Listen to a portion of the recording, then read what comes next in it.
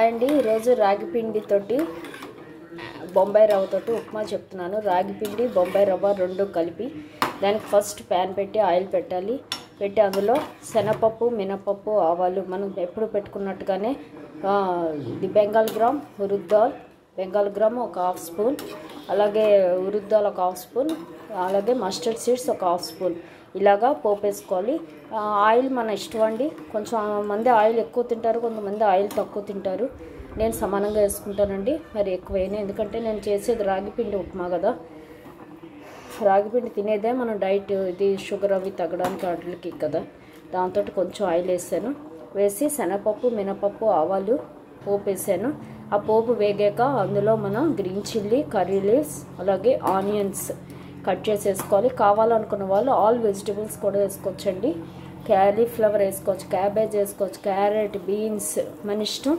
ఏ vegetable వేసినా, చిక్కుడుకాయ కూడా వేసుకోవచ్చు, బాగుంటాయి. బర్బాటీలు, చిక్కుళ్ళు ఏది వేసినా మనకి వెజిటబుల్స్ వెళ్ళడం ఎంతైనా మంచిది. ఇప్పుడు నేను సింపుల్గా టిఫిన్ తింటాం కాబట్టి బ్రేక్ఫాస్ట్ నేను ఆనియన్స్ ఒకటి వేసి చేసేస్తున్నాను. ఆనియన్స్ లేకుండా ఒట్టి జింజర్, గ్రీన్ చిల్లీ కూడా వేసి చేసుకోవచ్చు, కర్రీ లీవ్స్ వేసి, అలా కూడా బాగుంటుంది. ఇలా సాల్ట్ వేసాను, వేసి ఇదిగో ఇలా ఆనియన్ ఉడికే వరకు మనం ఉడికించాలి, బాగా మెత్తగా ఉడికే వరకు. ఆనియన్స్ మెత్తగా ఉడికాక అప్పుడు మనం ఏం చేయాలో చెప్తాను. చూసారు కదండి, ఇలా ఉడికిపోయింది. ఇప్పుడు దీనిలో మనం ఏం చేయాలంటే కొంచెం కప్పుతోటి, చిన్న కప్పు చూసారు కదా, స్మాల్ కప్పు, ఒక స్మాల్ కప్పు ఇంతే, స్మాల్ కప్పు బొంబాయి రవ్వ వేసుకోవాలి అంతే. ఒక 3-4 స్పూన్స్ ఉంటుంది అంతే బొంబాయి రవ్వ.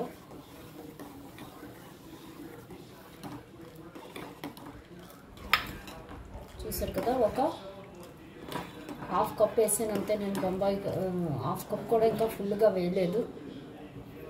చూసారు కదా, ఇప్పుడు వేసి ఇది ఒక ఉడుకునిచ్చి ఇప్పుడు ఇందులో రాగి పిండి చూసారు కదా, వాటర్లో కలిపాను 2 స్పూన్లు రాగి పిండి, అది కూడా ఇందులో వేసేసుకోవాలి.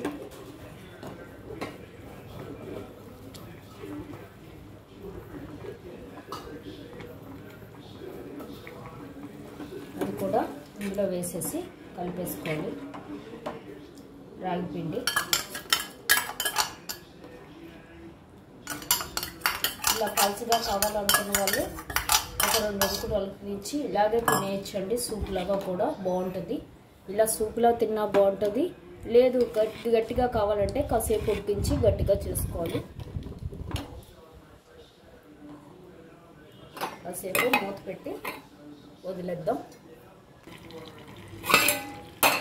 చూసారు కదా, ఇలాగా ఉడికించుకోవాలి. అడుగు నుంచి కలుపుకుంటూ మట్టుకు ఉండాలి.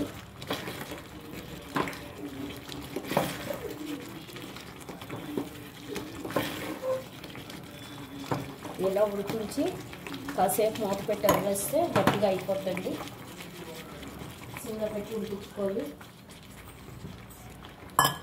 పలుచగా కావాలనుకున్న వాళ్ళు ఈ టైంలోనే తీసేసుకోవచ్చు. నాకు కొంచెం ఇంకా సూపీగానే ఇష్టం.